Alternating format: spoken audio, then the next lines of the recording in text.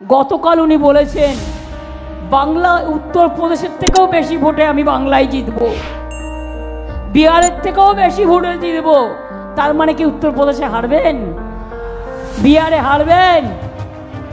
আর বাংলা বিহার ইউপিতে হেরে আপনি বাংলায় সব সিটেও যদি যেতেন, আপনি গভর্নমেন্ট তৈরি করতে পারবেন?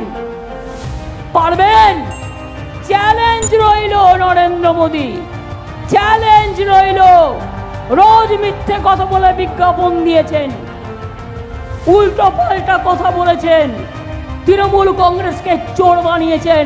আপনার থেকে বড় চোর ডাকাত এই দেশে আর কেউ নেই, মাথায় রাখবেন।